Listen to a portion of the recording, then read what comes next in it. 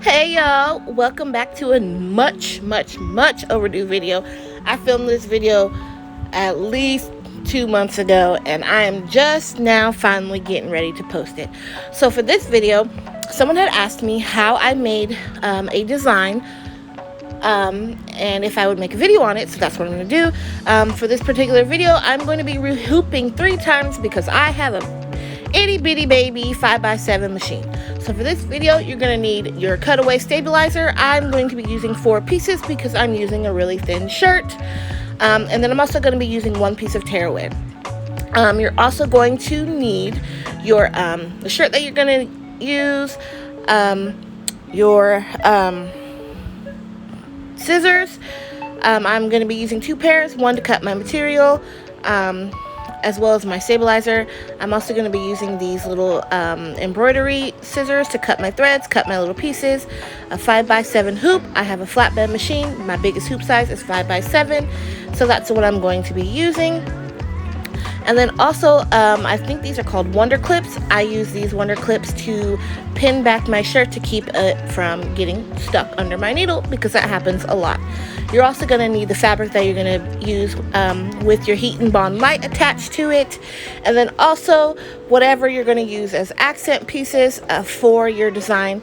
For if you're going to be doing this particular design, I suggest you use embroidery vinyl, which is just a canvas back vinyl, versus the HTV vinyl, just because there's a lot of stitching that goes into this design and it kind of peels and puckers and lifts the HTV. So without further ado, let's go ahead and get into this video. Alright, so I also forgot to mention that you're going to need a ruler that's going to help with measuring your placement lines. You're also going to need some kind of a pen or pencil to mark with. For this video, I'm going to use a regular pen, but you can use one of those sewing pens, the disappearing ink ones, or whatever you have on hand. So let's go ahead and prep our hoop. For this design, like I said, we're going to be rehooping 3 times. So whatever embroidery program you use, however you set your design in your hoop, make sure that you are turning your hoop that way and hooping your stabilizer correctly. Alright, so the embroidery program that I use particularly is going to be in Brilliance. So I know that for the three things that I have to rehoop, I know that my hoop is going to be vertical for 2 and horizontal for 1. So I'm going to go ahead and get my stabilizer ready. I always hoop my stabilizer and float my garment. I never hoop my garment just because I'm really bad at it. It's hard to do with nails. So hoop my garment. When you do this, make sure that your arrows are matching up. That is really important for when you're hooping your stabilizer.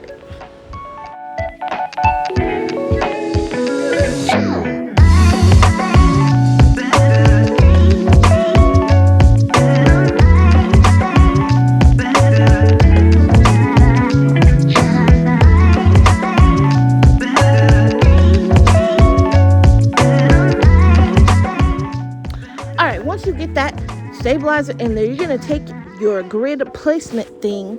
I don't know what this is called, but that thing, you're going to take it, you're going to match it up with your hoop, and you're going to mark your lines. I'm going to be using all 4 because, again, I had the hoop 3 times, and I want to make sure that everything is centered. So just go ahead and make sure the notches match up, mark your lines. I'm going to do this on the front and the back. Normally, if you're just using 1 cutaway stabilizer with an embroidery shirt or garment or whatever, you don't have to do it on front and back. But because I'm only going to see the back once my design's on here, I need to make sure that I can match things up, so front and back. Alright, so once you get all your marks done, you're gonna use your whatever adhesive spray you have. I use this purple one. People use 505, but this is what I use. So I'm going to use that. I'm going to spray it onto my hoop. I'm going to line up my prepped shirt. I just ironed this shirt out so that I had a crease line so I know where my center points are. And then I'm just going to attach it to the shirt. You're going to flatten it out, make sure there's no crimps, no creases, no crinkles, nothing like that. Then you're going to pin it. You're going to pin I pin all 4 sides just to make sure that it's really secure, just because you know, you're using a temporary spray. It can lift up when you're doing whatever you got to do for the shirt. Okay, so just go ahead and pin it all around.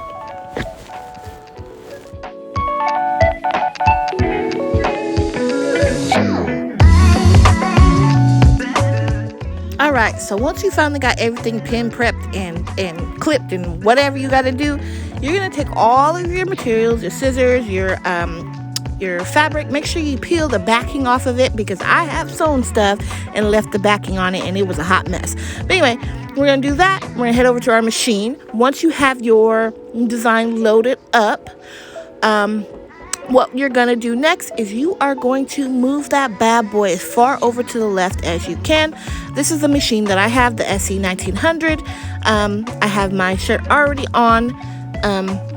So again, you're just gonna go ahead and move everything as far over to the left as you can, okay? All right, once you do all that, you're gonna hit this button right here that says Edit End, and you're going to trace your design.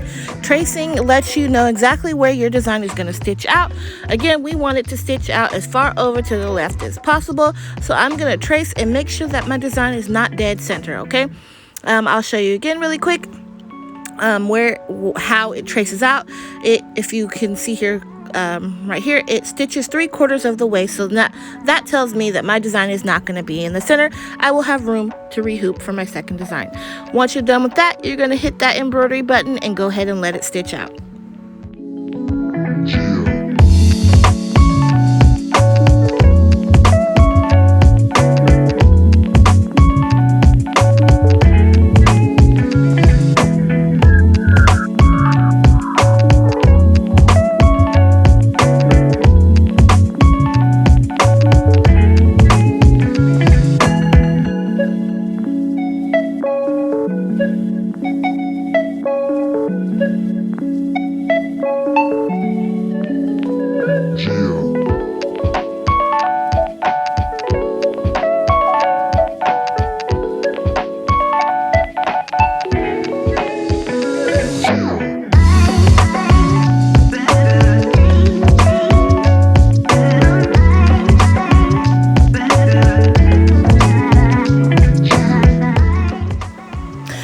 So for this next part, all I'm going to do is I'm going to clip all of my loose threads, take the pins out, and take the shirt off of the hoop, cut the stabilizer, and prep it to rehoop for the second portion of the design.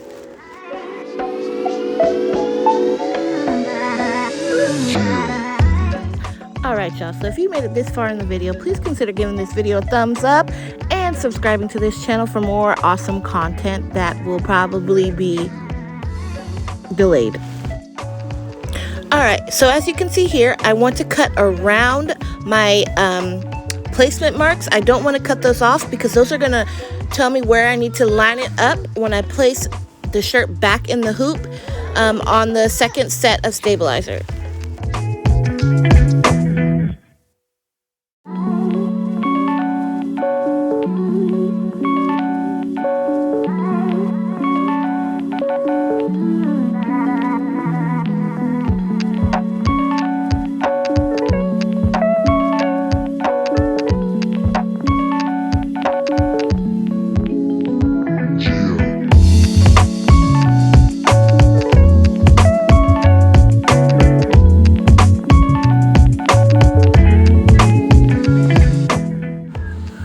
So for this next part, we're going to treat this as a brand new shirt. We're going to fold the shirt in half again to make sure that everything is creased. It's the markers are in the middle of the shirt. That way, when I go to line up the shirt onto my new stabilizer, I know where my center placement will be and everything will line up correctly. All right, and also remember I told you in the beginning that I remembered how I had my design set in Brilliance before I had loaded it onto my machine. So make sure that when you're rehooping for the second portion of your design, that your hoop is facing the direction that you had set it in Brilliance. That way your design doesn't stitch out crooked. Your lines are going to be matched up. Notice that when you flip it the other way, you know, the lines are a little bit different. So just make sure that you are hooping your stabilizer the correct direction that your design is going to be on your machine.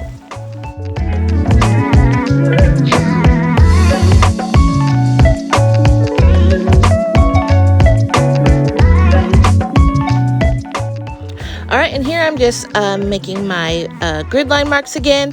I'm doing the whole thing just because, again, we have to rehoop a third time to add the name. So I want to make sure that when I cut this stabilizer off of the second part of my design, I still have my lines matched up. That'll help me make sure that when I hoop the third time to add the name, that it's all going to be centered and the name won't be on there crooked.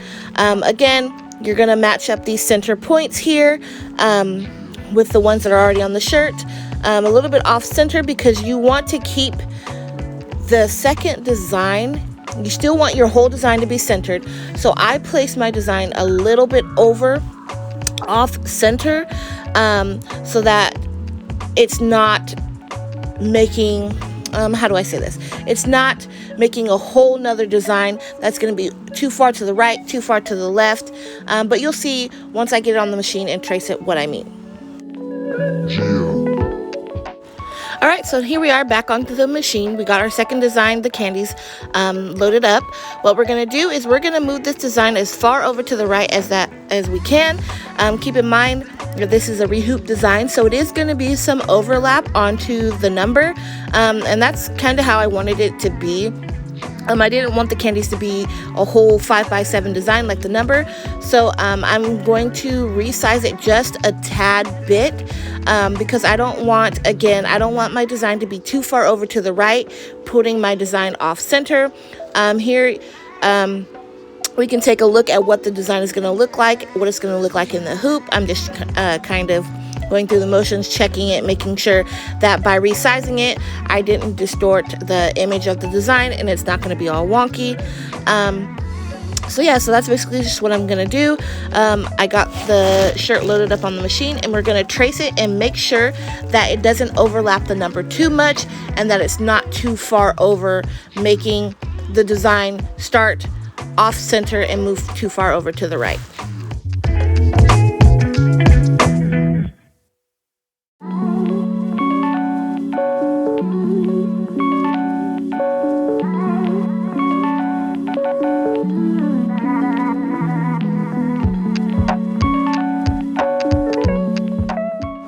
All right, so once you're satisfied with how your design placement is, make sure you play around with it a little bit, trace it, all those good things. But once it's where you want it to be, go ahead and start your stitch out.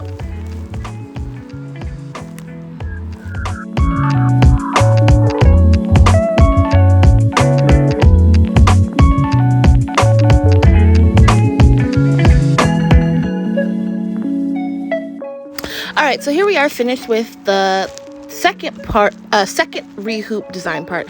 I wasn't about to make you guys watch the whole thing because honestly, this took about 55 minutes by itself just because it's a lot of thread changes. But anyway, here we are. I'm about to take this off, cut off the excess stabilizer, clean it up a little bit, and then we're gonna move on to how we hoop for the final time. The only thing that I think I would have changed is I would have moved the candies down a little bit.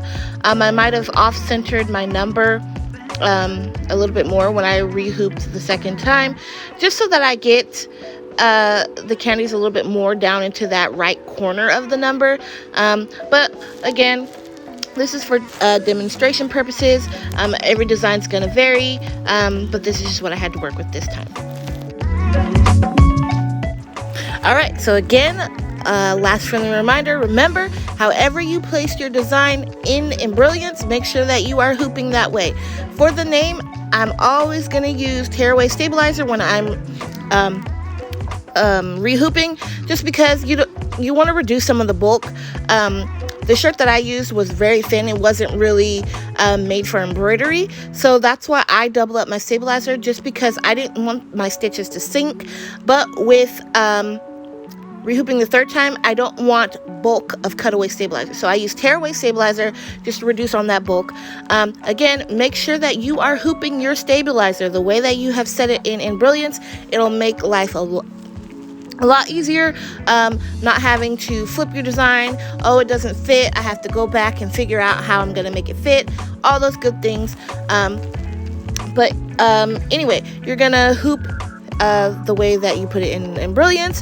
You're gonna make your grid line marks, and then you're gonna match up the design, the grid line marks from the design that's already on the shirt to the ones that you're gonna place on this hoop stabilizer.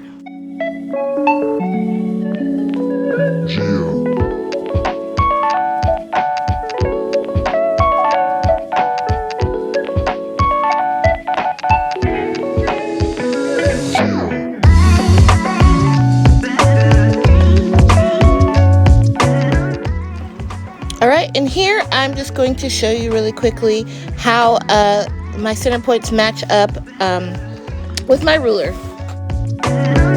Alright, we're back over to the machine. I did not put in a new design in Brilliance. This is one that I already had on my machine. You can use whatever color you want. You don't have to use the color that you set it as. So I'm just going to go ahead and move my design over. I want it to go all as far to the top as possible so that it's not too far away from the number. So I'm just over here tracing and, you know, checking my placement and all those good things. When these fancy script fonts, when they have like that extra squirrely squiggly tail or whatever, sometimes your design looks off center. So I like to move mine over just a tad bit, just so that it completely goes from one end of the number to the end. Alright, so my design has finished stitching out the name. Here I am just tearing off the tearaway stabilizer and clipping all the threads. If you're going to use a thin shirt like I did, I don't think I didn't show you in the video, but I highly suggest using a water-soluble stabilizer on top. That way the stitching of the name doesn't sink into the shirt or poke extra holes in it since it is thin, or you could use cutaway stabilizer, but again, I didn't want to, just because I did not want all of the bulk.